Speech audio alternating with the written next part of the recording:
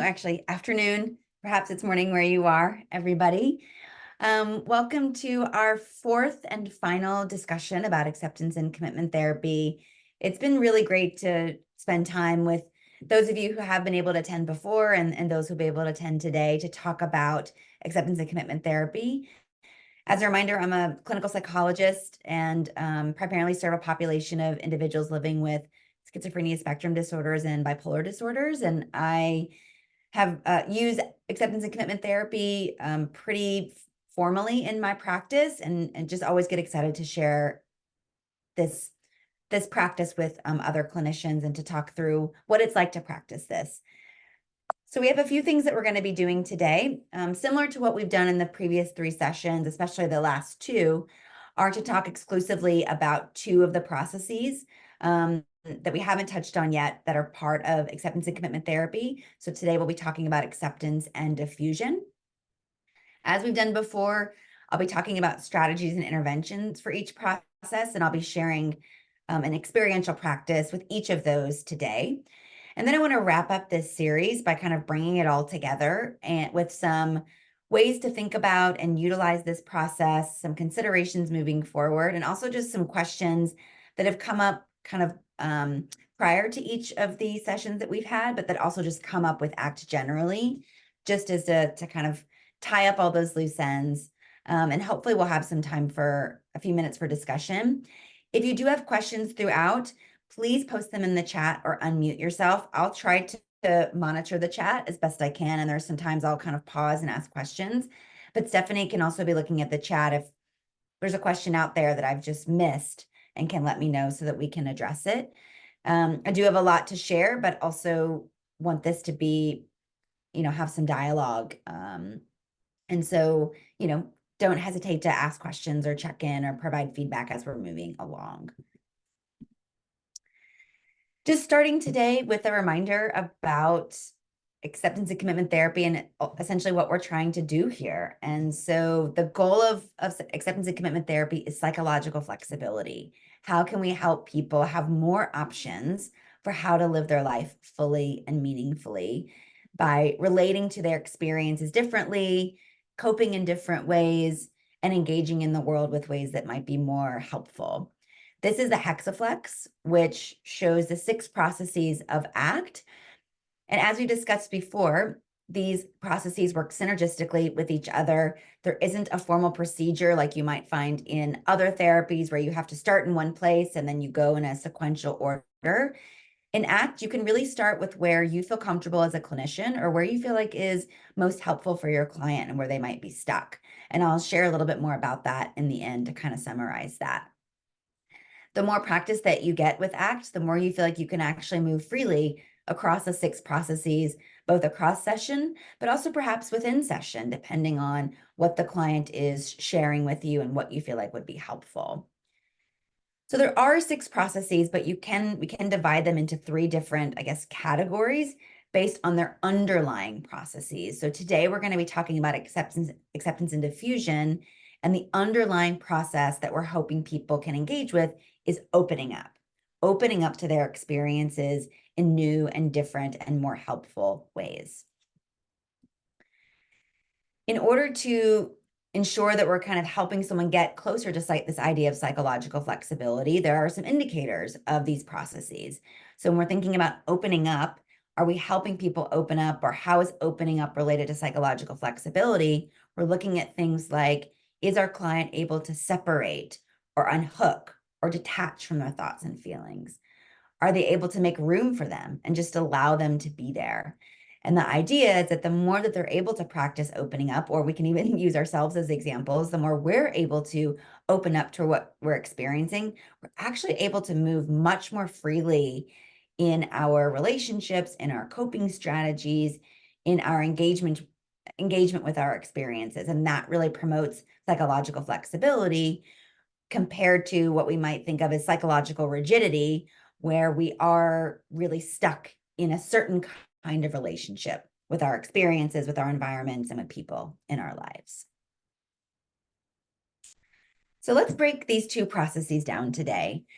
I want to ask if people would feel comfortable sharing What comes up for you when you hear the word acceptance? Or if you've used this in session with a client, what have you noticed comes up?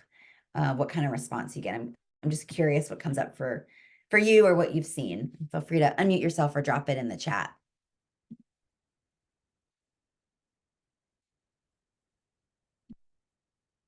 Okay. So this idea of like acceptance means getting over it. Although some people can think of it as being open-minded, surrendering. Okay. Give just another moment for others. Okay. Non-judgmental. Okay. They feel like I tell them to just like let it be. So someone will get, I don't agree. And then I'll discuss with them that acceptance is not equal agreement. Awesome. So we're getting some differences here where I can see here that people are already practicing acceptance because of the language that you're using or what you're offering your clients or just what your response is. And we know that our clients might have a really strong reaction, and we might too, under certain circumstances, if someone starts to bring up this idea of acceptance. So let's talk about what this process is and where our clients or even we can get stuck. And you all already named some of these already. But the underlying processes of acceptance are about supporting openness and curiosity toward painful experience. And openness and curiosity is a really intentional choice that we can invite our clients to practice or that we can practice. In addition, it's about experiencing these things without defense. So you can almost imagine like a stance, like a battle stance that we or our clients might have toward different situations, toward our past, toward things that we don't like experiencing. And the goal of practicing acceptance is to really let that guard down and really embrace or be open to what is happening with a different relationship or even a different stance. So even just looking visually, the difference between this and this. It does not require agreement, as someone mentioned before, or enjoyment. And that can be something that we really want to talk through with clients. Actually, acceptance means you get to feel all the feelings. You get to maybe experience surrendering and make that choice. And you also get to be angry and you get to be sad and you get to be frustrated and you get to have all the feelings. And what we feel inside might be different than how we respond to. And that's a really big part of ACT, is being able to hold all those multiple truths. So we can have all of these feelings and react in a way that's meaningful and guided by our values. The other important piece of acceptance is that it's about willingness and not about want. So it's not about what we want to be or what we want to happen. It's about what we're willing to experience in order to live our life differently or to be more flexible. If we're only focused on what we want, that's a pretty narrow experience or narrow amount of choices. But if we're about willingness, what am I willing to tolerate to get what I want? What am I willing to experience? That really does open up a lot more options. And then we get a little bit closer to that flexibility idea. But there are some common challenges, as you all alluded to. And that I think the biggest bias is something around settling. Like I'm just supposed to be okay with it, or I'm supposed to settle. By practice, this word acceptance that you're using implies that I need to just get over it, as someone said. And so we really want to work with someone, and I'm really intentional and direct about that is not what I'm asking you to do. And let's talk about what happens when you do maybe push yourself in that direction, to just get over it and be okay with it. What happens when you do try that? And how much does that work? Is that a workable option? So we are able to maybe come together through some maybe a seventh process of ACT, creative hopelessness, which we talked about in the beginning, which is essentially motivational interviewing, help someone walk through what's not working to open up space for what could work. And one of the things that might not be working that has been tried before is this, like, just push through it, get over it. I think another common challenge, and I think all can see this with our clients and with ourselves, is this avoidance and this actively fighting against things that already are, things that have actually already happened. They've already shown up, but just by virtue of you talking about them means that they're already here. And we can get stuck trying to engage in practices, making them not here or making it not happen when it's already happened and it's already here. And that can be a little tricky, I think, to work through, but that's where the experiential practice really comes in, is allowing someone to sit with what has already happened and what is already here and things as they already are, and an openness to that so that one can move forward in a meaningful direction. Now that we have this up there, are there any other challenges that people would want to add to this list that you've seen, or other elements of acceptance that you think are just important to note here before we talk about some processes?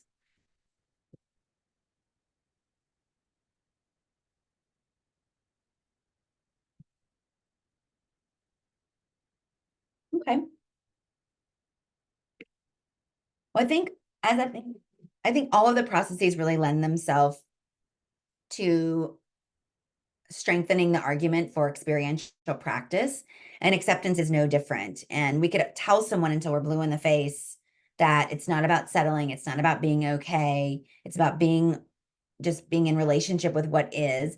And that's still really hard to kind of get to. And if we're just talking about it and we're using language. So experiential practice, actually getting the feeling of letting go, actually getting the experience of making space can make this idea a lot more palpable and a lot more powerful. So let's talk about what some examples could be. As if you've been before, you'll have noticed I give a lot of resources at the end, and there are just so many ACT resources. And if this is your first time, at the end of the workshop today, I'll share kind of my favorite places to go to resources. They're books that I go to every single week if I'm looking for a strategy or an activity or a metaphor. So I'm going to share a few with you today that I think are really helpful, and I'm going to walk us through one together. But know that there's so many that you can go to, and I'll share some places where you can get that information. So here are some process examples that I find really helpful, and I've linked them here, and the links that you'll get throughout the presentation today are all freely available. So the quicksand metaphor is one that you can go to, and it's a script about this idea of opening up and really helps someone walk through the experience of what happens when we're in quicksand.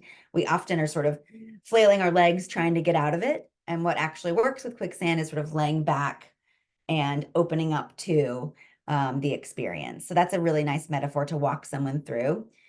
The unwelcome party guest link here is actually to a video. I think it's nice to have a variety of different modalities. And this is a recorded video of welcoming someone through what it would be like to have an unwelcome party guest at your party, and then relating that to feelings and emotions. Because we often might feel like we've got these unwelcome inner experiences that we're fighting against.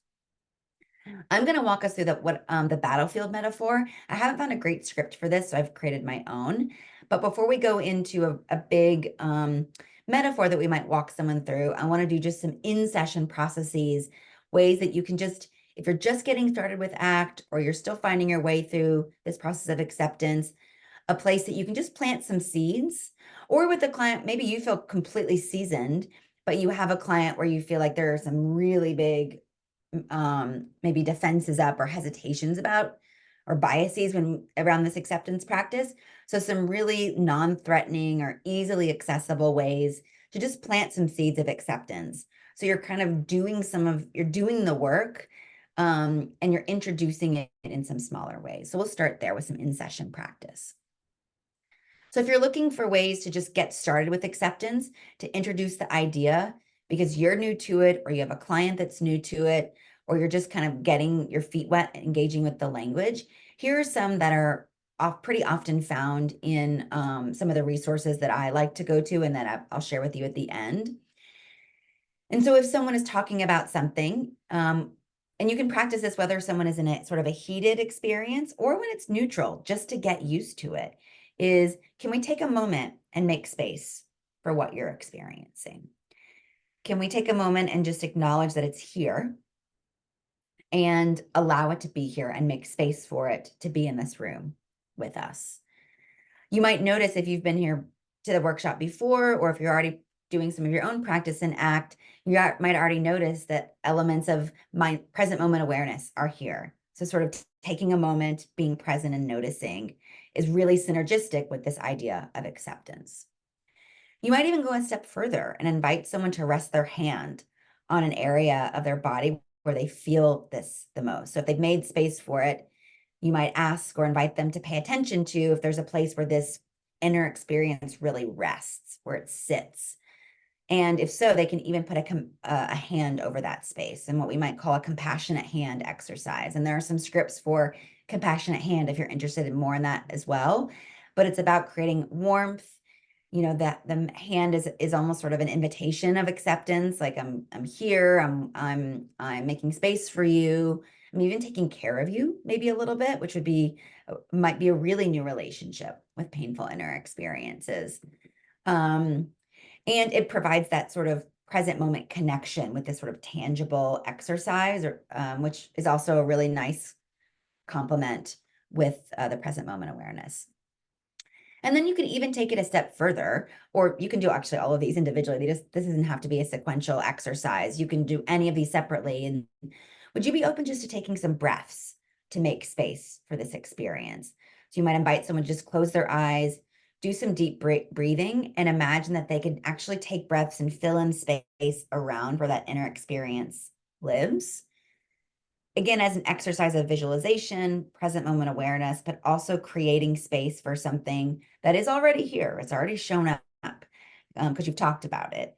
Can they create some space for it so that the relationship with it is less adversarial and is more welcoming, comforting, or just curious and tolerating, depending on where a person is. So these are little seeds. You don't have to explain it as acceptance. You don't have to then go into an exercise. You can just pause and offer this and then move on. And without ever saying that you're practicing acceptance or saying that's what someone should do, you're just inviting that opportunity in session. Any questions about these little seeds and how you might use these, or any follow-up to this idea of sort of mini practice that can be done without, a big exercise like the one we might go into next?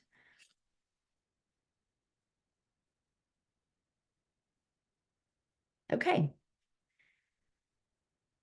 Well, in the spirit of practice, because with ACT, it is about, it is also inviting the clinician to do experiential practice, to really get a feel for and engage with what this is like for our clients. So I'm going to invite you all to do the same. You have the script here in front of you if you don't want to engage, but otherwise I'm going to invite you to sit back and take the opportunity to do an experiential practice to connect more with this process of acceptance.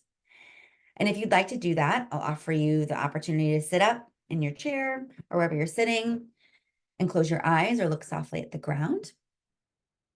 And just take a moment to identify something that you might be battling with, or that maybe you have battled with. Go ahead and get that into your mind. Maybe it's a relationship, a recent situation at work or at home. And imagine that battle that you've been waging with this experience. And as you connect with it, I want you to think about how this battle has been for you. How has it been to be in this battle? And what does it cost you? See if you can visualize the things that you've lost as you're waging in this battle with these painful experiences. Time, energy, relationships, whatever it might be. See if you can visualize that. And then I'll invite you to visualize a time when enough is enough, when you've fought to the end and you've lost too much to keep fighting. See if you can bring that visual into your mind. What would that look like for you? And is that something that you want to experience?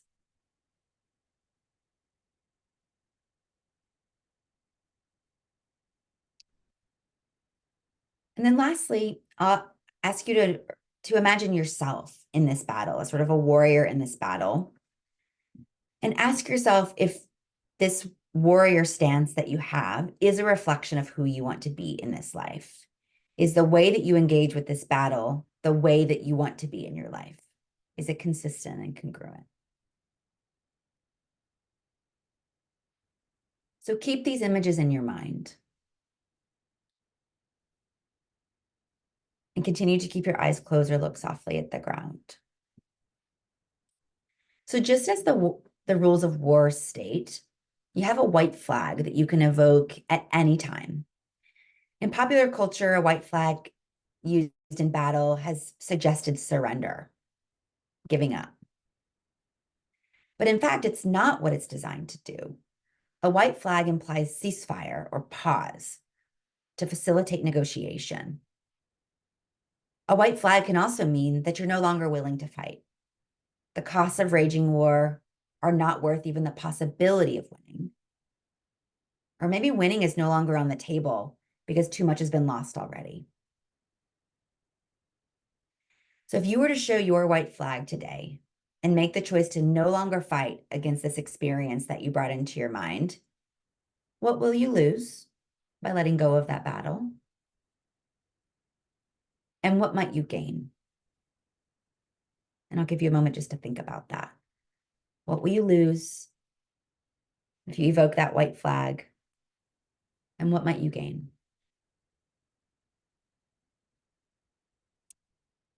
Furthermore, if you're no longer using your time and energy to fight, if you evoke that white flag, lay down your weapons, what could you be doing instead with your time and your energy?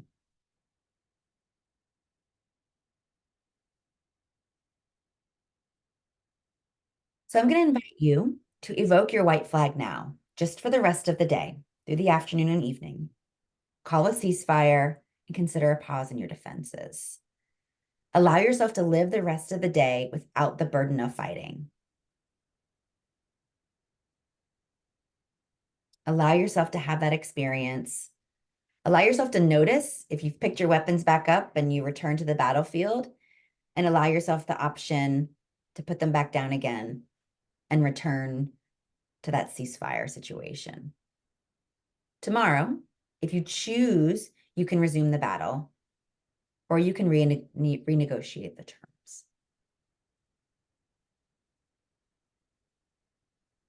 So take a minute if you've been practicing and let that sit for just a moment.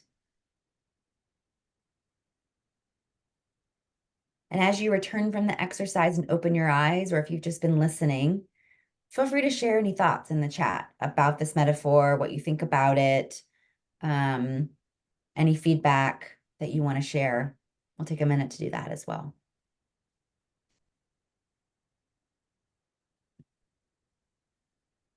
And again, there are different versions in this and different texts, but I've kind of created my own. So if this is something that you like, of course, feel free to use it or tweak it in a way that works for you.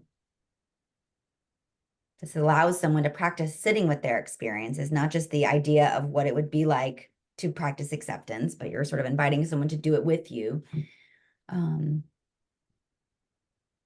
really engage with that. So,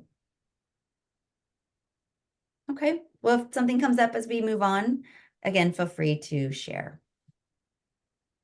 You'll have another opportunity for a different exercise here in just a minute. Any other thoughts about acceptance before we move to diffusion that people want to offer?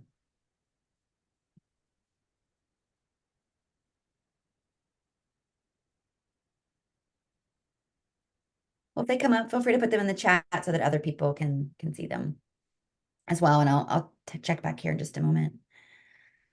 So that brings us to diffusion, which is the last one that we're going to be talking about, but certainly not least, and certainly not part of it, like the end of a sequence. And so cognitive diffusion is the process of watching our mind as an ongoing process, watching our mind as something that engages with content, produces content, provides things for us to think about, judges, opines, analyzes, all of these things. And observing it as all the content it brings up as options or ideas rather than facts or truths. So it's a really different relationship from how we might typically engage with our thoughts.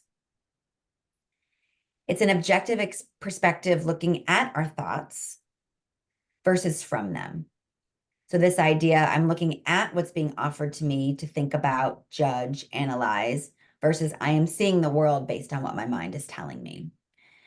So if you've been practicing ACT or you were here in the last session, you might notice self as context here is really highly related here. This ability to be able to separate yourself from what you experience, that there is a you, and then there's a mind that does things and offers options to you that you can consider, that you can take or leave. So a common challenge, probably the most common, is what we actually all do all the time. And that is just buy into our thoughts and what our mind is telling us as fact or truth, and then acting upon it. And this is really challenging because in most areas of life, there's not a lot of problem with this. Our mind is actually very helpful at telling us what to do based out of things that we've learned from the past or threats that it observes. So like if your mind tells you to not touch a hot stove, that's really good advice. And we want to listen to that. Or don't walk in the middle of traffic, or, don't put your hand in a dog's mouth, or whatever it might be. Or study when you've got a test, or whatever it might be that our mind is telling us to do. It does a pretty great job. It just so happens that when it comes to emotions and relationships, that this system that the mind uses is not as helpful, because people are nuanced, emotions don't play by the rules, and things just pop up. And there is context and a lot of things to take into consideration. So we can get into trouble when we just approach all of our inner experiences and the way that our mind judges and analyzes and opines about our experiences, if we take those judgments and ideas as facts or truths, rather than being willing to think curiously, or to think about, well, what's actually happening in the present moment, and how is that different than what my mind is telling me is happening in the present moment? Is my mind using information from the here and now to make decisions and tell me what to do? Or is my mind borrowing from the past? So I'm actually not fully in the present, and I'm bringing in old rules for a new situation. So again, relationship with present moment awareness that we can see pretty readily here. Oops. So let's think about what some diffusion techniques are. Actually, before I do that, let me ask, tell me how often you all are running into situations where, your clients feel fused with their thoughts, that they just think something and that's true. Or they're really focused on what's right or wrong, true or not true, good or bad. How often do you find yourself kind of engaging in those conversations with your clients? Yeah, very often, frequently. Yeah, in crisis all the time, more often than not. And we can all probably understand that because we are doing the same thing that our clients are doing. Our mind is telling us what to do or telling us what to pay attention to, and we all do that. But for some people, they can get really, really stuck in that, and it's much harder to be curious or offer up or consider other alternatives outside of that. Now this is where if you're thinking about how this relates maybe to CBT, this is one place where we actually see a pretty significant difference, because we are interested in thoughts in ACT, but we're not interested. Hi, How are Oh. you? good, how are you? I'm all right. Have you seen your new space? Not yet. You're working already? Hmm? I guess it started last week, right? It has walls. Oh. I just- Good, You have walls. nice, that's exciting. Yeah. I think what we're doing for you three. Stephanie, are you able to, oh, there we go, thanks. Is in CBT, we're primarily interested, not primarily, but part of the process is in changing thoughts, examining evidence for or against, what's true, what's not true, what's right or wrong, and then maybe changing our thoughts. ACT takes a different approach, in that we just allow their thoughts to be what they are. We just make a decision about if that thought or if that content is helpful or unhelpful based on the capacity that we have that day, or our values, or the way that we want to be engaging in the world.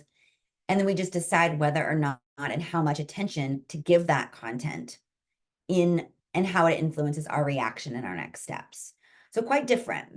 We really move away, like in ACT, we're not really interested in truth, false, good, bad, right, wrong. We're just interested in helpful, unhelpful. And helpful, unhelpful is defined by your values and how you want to be spending your energy and your time. So let's think about some process examples. I'm going to walk us through this sort of junk mail, social media, email metaphor. It's one that there's probably some other scripts out there. I know I'm not the first person to think about this, but I kind of developed my own script and I'll be sharing that with you. But I've linked 2 other exercises that I use very regularly. Again, these are freely available. These links are that you might decide to use and practice on your own. In particular, the I'm having the thought that exercise is one that I use weekly, that allows people to, in real time, change the nature of their relationship with a thought, moving from the thought as a fact and written as such, and then rewriting the thought 2 more times in ways that help them think about the thought differently or engage with it differently by adding clauses at the beginning, such as I am having the thought that, and I notice I'm having the thought that, and experiencing the difference between the thought written as a fact, like I am bad, versus I notice I'm having the thought that I am bad, and I notice I'm having the thought that I'm bad, and having pauses in between and being able to really sort of debrief about how does it feel different to engage with that content in a different way. And then the choice point is a really great exercise that brings in values and brings in being fused or hooked or unhooked by thoughts and walking through a particular situation that a client may have recently experienced. Again, infinite number of cognitive diffusion exercises. All you have to do is pick one book and you'll find 10 of them, or go to Russ Harris's website and you'll get 10 of them there as well. So let's think about some ways to help our clients engage differently or relate differently to this content that is showing up in their mind. So if we start with that in-session mini practice, again, if this is sort of your entry into diffusion and you want to just get used to the language and sort of setting the stage for this work, or if you're really well versed in it and you just want to be helping a client get used to these ideas without having to go into a lot of didactic or psychoeducation about this is what diffusion is, this is what we're trying to do. In fact, we're really trying to move away from that and focus on experiential practice. So these are some helpful seeds that you can just interject or offer pretty seamlessly through a session. And you're, again, just planting little seeds about how to engage with things differently. So it sounds like your mind is telling you is a really nice way to go ahead and start that idea of both engaging with self as context, but also as with diffusion. There's a you, and then there is this mind that you have that's telling you things that you get to decide what to do with. So, saying that is sort of planting a nice little seed there. Or, taking it a step further, wow, your mind is really intent on holding on to this, or your mind really loves to repeat this over and over again, or whenever the situation comes up, your mind really has a field day with this. It just won't let you let go of it. It just likes to go over it over and over and over again. Or pausing, and again, this can be neutral content, although I guess that's rarely happening in our session, but in our sessions, but or if someone is if there's something that feels really fruitful, asking, can we take a moment here? I'm curious what your mind is telling you about what's happening right now. Like, what's your mind telling you as you explain this to me? Or what's your mind telling you as we start this exercise? What's coming up in your mind? If you were in a comic book and there were like little bubbles above your head, like what would be in those bubbles? What would be what's happening in there right now as you experience this?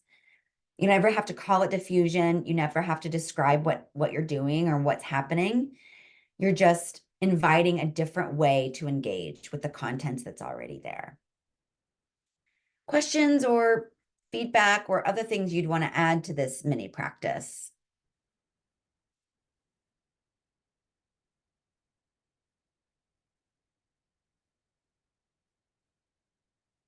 All right, well then let's try another experiential exercise. And again, as before, you have your opportunity to engage with this or not. You can just listen, Or if you, although this one may not be as serves as well as like a visual exercise, the way that the other one did, but you can still kind of close your eyes and just walk through the content on your own. Yeah, so choose if you just want to listen or you want to engage. I think it actually does lend itself to that in the way that I'll be doing it today. But just as a premise, you can use this in a few different ways. I have some modifications in here, depending on maybe the age of your client or examples that they may have given, but it works if you want to talk about junk mail, like snail mail, like postal service mail, or if you want to talk about emails, or if you want to talk about even social media, depending on, again, the age of your client or what they talk about it. I think it works for all of those, and I've offered that language in here. I'll probably stick with the email one because that's one that's most universal, but you can tweak it however you want. So this might come up if someone is really stuck on their thoughts, or they're really interested in finding out a truth or facts about things, or they're just really ruminative or perseverative. I might offer this exercise. So it might start with, it seems like you're really hooked here. Your mind has really got a hold of you with this. I wonder if we can relate to this thought in a different way. Would you be open to trying an exercise? So at this point, maybe you can call to mind something that you really wrestle with, a thought that just repeats in your head about something, a judgment, an opinion, a memory, and invite yourself, you as members of this workshop today, to try this exercise for yourself, or you can just listen. So I always offer a client, are you open to trying an exercise? So I might ask, and I'll just move through this as if you're a client.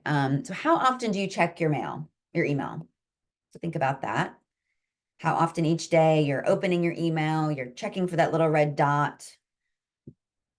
Think about that. Hold that idea in mind. Do you read everything that comes into your email? Every single email that comes in all of your mailboxes, do you read all of them? Click on every single leak that comes in. So kind of think about your answer to that question. If your answer is no, which I guess it probably is, although if I was doing this with a client, I would ask them to say aloud. But my guess is it's probably no. And so I might ask, why not? Why do you not click on everything? Or how do you decide what you're going to click on and what you're not? Maybe things you're only going to click on in a certain amount of time, or things you'll never click on. But tell me a little bit about how you make that decision. You open your email, you've got all these emails. How do you decide what you click on? So you right now might be thinking, or your client might share with you some reasons about why. Well, some of this is junk mail. Some of this is like stuff I signed up for a long time ago and I just haven't unsubscribed. Or some of it is from people I just don't feel like dealing with. Or some of it's work email and I don't check work on the weekends. So whatever that answer is, you can start to get some information about some values. And people are really setting some boundaries, even just with their emails, about what gets their attention and what doesn't. So then I might offer, but wait a minute, if you're like me, you're getting emails about important, answer now, open now, special offer, or dear sir or madam, I have money for you. I'm sure we are all getting those. But what about those? I mean, those are telling you you've got to open this. Do you open those? So engage with the client, or you might think to yourself, how do you respond to that? And my guess is that there are probably some parameters or some values guided guidelines there as well. Well, or even just some ability to make some nuanced decisions. Well, I know that stuff doesn't really matter. Someone is sending to me because they think it's important, but it's not important to me. So I make some adjustments, or I make some overarching decisions about that content, regardless of how the content is coming at me. And then I might also ask, for things that you decide not to open, how does it feel to leave things unopened or unclicked, depending on what they are?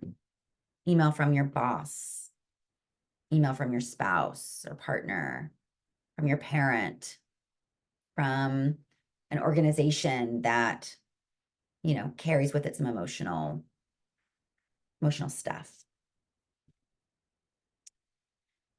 So after we kind of walk through that and I elicit some information from them, that's why this one is a little different. Actually, you're closing your eyes here so you can really engage with it. But with a client, I would do this like eyes open, really active dialogue as I'm asking them these questions.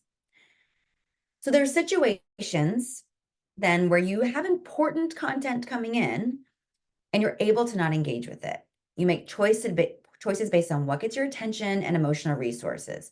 Some things you review, some things you save for later, some things you just delete and they go in the trash. You're able to make those choices about things that are coming into your attention. So what if I told you we might be able to treat your thoughts the way you treat your emails? You can sort through and scroll through your inbox, engage with the thoughts that are helpful, or pass on them, or actually just delete them. You can use the same guidelines that you use with your mail. Is this thought helpful or unhelpful in this moment and for my life to move forward in a meaningful way? So is engaging with this thought right now essential to my day, to this time right now, and how I want to be spending my time here, and to my life moving forward? Do I need to engage with this? Does it offer me something meaningful? Or if it doesn't, or it's actually unhelpful, can I pass it? Can I pass? Or even put it in the trash? So we can actually try this right now. Maybe name some thoughts aloud that you're having, and we can see which thoughts feel important to spend time on and which thoughts can be saved for later or go in the trash. And they could be reactions about this exercise or just other content that's on your mind when you walked in today. And we'll see if we can help determine what's helpful for your experience and how you want to engage in the world and figure out how you can attend to that.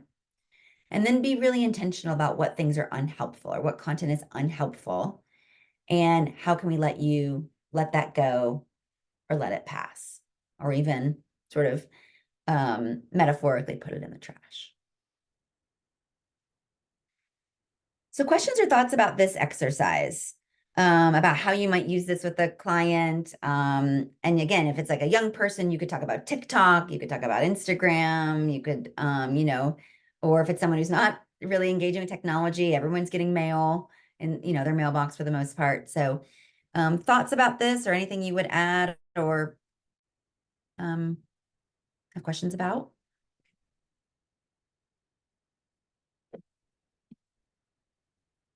I'm glad it's helpful. I find it really helpful too, and it's pretty universal. And again, it's not like a one-to-one where someone's like, oh yeah, my thoughts are just like my email. But the experience of like, yeah, you're right. I am able to ignore content or I am able to make decisions. Is it possible that I could use some of those same strategies for my thoughts? And again, there's a lot of practice that then would follow that, but it's just sort of planting a seed that there might be a process that would allow someone to engage with their thoughts in a different way, to not pay attention to things that are not helpful. Okay. So now we've actually, at least over the course of the last 4 sessions, if whether or not you were able to make all of them, we've actually walked through all 6 processes. So I really want to pull this together at the end here. And essentially what we're trying to do with ACT across these processes is invite someone to go on a specific journey. And one of the, I guess a way to describe it in ACT is I'll read this to you, and it incorporates all of the 6 processes. This is not necessarily something you would say to a client, although you could, but it is an invitation to think about what we're offering. So given a distinction between you and the things that you're struggling with and trying to change, are you willing to experience those things fully and without defense, as it is, and not as it says it is, and do what takes you in the direction of your chosen values in this time and situation? So given a distinction between a distinction between you and the things that you're struggling with, self as context, are you willing to experience those things fully and without defense, acceptance, as it is, and not as it says it is, diffusion, and do, committed action, what takes you in the direction of your chosen values in this time and situation, present moment awareness. Again, it's a mouthful and not necessarily something that you are would say to a client or ask them in an intake session, but just gives us all a sense of this idea of flexibility and how we might relate differently to what's showing up or what's showing up for our clients. Here's a way to look at the hexaflex. And we talked about this, I think, in the very first session, but both the elements of flexibility, but also the elements of rigidity. So the different places and ways that our clients can get stuck. And again, this might help you determine if you wanted to start trying this with a particular client, where you might start, because not all clients are stuck in all 6 processes. And there might be some clients that are where processes are easier to start with and really provide a nice accessible introduction into ACT. And this is a complement to that case conceptualization that I've been giving for each of the workshops. You could both for yourself, or if you share case conceptualizations with a client, you can kind of fill this in on your own. You can fill it in with them, and it maps on to this nicely. The areas of flexibility and the areas of rigidity kind of clarifies where you might spend some time. So let's finish up with some common questions about ACT that you might be sitting with or that have already been asked as a part of this workshop that I think are really helpful. First, are there any populations or diagnoses that are excluded? Is there anybody that this doesn't work with? Which is another way to ask, how do you use it for OCD? How do you use it for psychosis? How do you use it for X, Y, or Z issue? And I think the general answer, and why you haven't heard me talk specifically about any one diagnosis, is that ACT really is about relating differently to experiences and not about reducing symptoms. And so if we think of it that way, then it really doesn't matter as much what symptoms someone is walking in with. Because no matter what they're walking in with, we're going to help them relate differently to whatever it is that they're experiencing. Now, we know, or we have evidence, and both anecdotally and even in my own practice, but also evidence-based outcome data that shows that when people are able to relate differently, they do see a reduction in symptoms. So we know that that is coming, but that's not our primary focus, because we know that once these symptoms resolve, there might be new ones and more suffering might happen. And we'd rather people to feel really well armed, that they get really good at managing what comes up. And not under the illusion that if they fix this, that they're kind of free to go, scot-free. So this also invites us to try different activities or strategies that we think would be helpful for someone and focus on that underlying process rather than the content. So I use all these same strategies that I've talked about with you, with my clients who are living with schizophrenia, with my young adults or teenagers who have just had their first psychotic episode or are living with bipolar disorder. And I use these same strategies and the same language with my clients, because, I also have some clients with sort of other more generalized issues, adjustment disorder or anxiety. I'm using the same language. I'm using the same activities. We can think about paranoid thoughts the same way we can think about intrusive thoughts. We can think about hallucinations the same way we think about worries or thoughts of hopelessness. It's about the processes that we're using and not the content. Now, does that mean that you don't have considerations in how you implement things? Sure, there are going to be some things that work better for people than other people. Some people are going to feel comfortable with mindfulness practice, and some people that's going to feel really unsettling because of what they're experiencing in their body or what history has been. So you're still going to make those really concerted efforts to be intentional about how you use things, but the underlying processes work for virtually most people outside of like an acute and emergency setting where you wouldn't probably be trying to do any, kind of long-term therapy at that point. You're focused on, risk assessment and safety. You might also be asking yourself, how do I start with ACT? Like, I like it, but it seems like there's a lot going on. How do I do that? You can start any way that you want to. I started by picking up Get Out of Your Mind and Into Your Life in the clinic I was training in graduate school because I felt stuck with someone. I was trained in CBT. I'd used everything. And there was just this book that was in our office. And I'm like, I'll just grab this and start taking a look. And the more that I started reading about it, I would find some exercises and I would try them. And they felt really helpful. And they felt actually kind of in line with how I already thought about suffering and how my clients were suffering in the world. So you can start there with any of the texts that I've listed for you. You can pick one up and you can get started. You can also go to a workshop. I've find that I continue to go to workshops because ACT is about practice and not necessarily competency or proficiency. So I still go to basic ACT workshops because I get something out of it every single time. You can also start with the case conceptualization worksheet and kind of work your way through there. Another question is, well, what if I feel uncomfortable with this experiential work, this sort of role playing or this like trying exercises?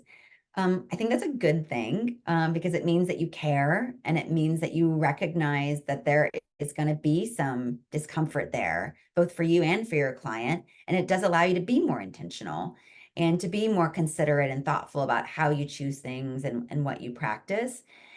And I know it is about practice. So like when I would start with a new metaphor that I want to try, I've shared this in other parts of this workshop, I would just do the same one over and over again with an appropriate fit, not just like forcing like square peg round hole, but like if this feels like it could be helpful, I'm going to try this so I can get used to reading the script. And I often have the script in front of me because I want to make sure I am guiding someone through all the steps that I think are important.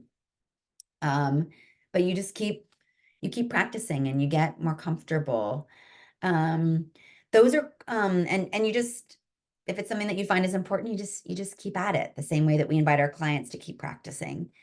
These are questions that I often get asked or that have come up as a part of this workshop, but now we actually have time to have other questions that you all might have.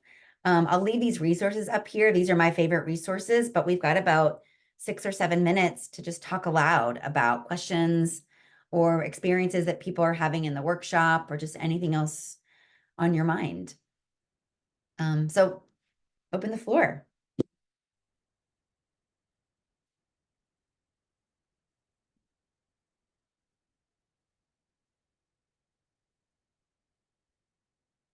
Anything that people want to ask or share? Specific question, a broad question. I'm not an ACT trainer, so I wouldn't, I'll speak from my own experience and my own training. Happy to share my thoughts.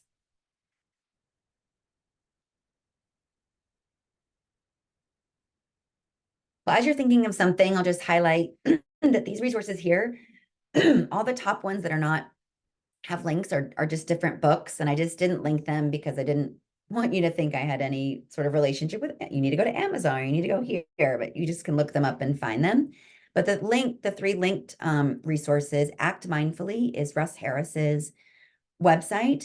He happens to be my favorite, the person that I like to read when I'm reading about ACT. I just love the way that he frames things. I love the language that he uses. And so he's usually my first go-to, and that's his website. And he has just so many free resources.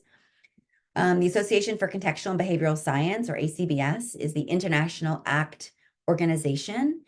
And it's donation-based. So they give a suggestion, like if you're a professional, we suggest that you pay $80, but you can pay what you pay. And then you get access to an international organization of ACT practitioners. You can join special interest groups. So I'm part of the psychosis special interest group, for example. And so there are questions and listservs where people share resources. You can look up virtually any question about ACT and you can find an answer there or a resource to address it. And then Praxis, I have no relationship with Praxis, but this is where I tend to go for ACT workshops. They tend to have a lot of them. So I just added that link here as well. I have no relationship with them, just where I go to do my CE workshops if I want them to be ACT related. But yeah, feel free to just jump in, get started. And if it's clunky, it's okay. That's life. We were never promising people that we had beautifully choreographed therapy sessions. So if we can be human in practicing things and trying them out, why not? And it's also okay to be like, well, that took us down a different path than I thought it would take us. So let's go and see and follow that route. And that's okay too. If you have other questions just about ACT or just about clinical practice, I'm based in Atlanta, Georgia. I'm a clinical psychologist, again, serving folks living with schizophrenia spectrum disorders and bipolar disorders with an emphasis in first episode psychosis. Happy to always just talk shop about that too. And thank you all for coming. And I just really value this practice. I find it just enormously helpful. So hopefully that you guys do as well.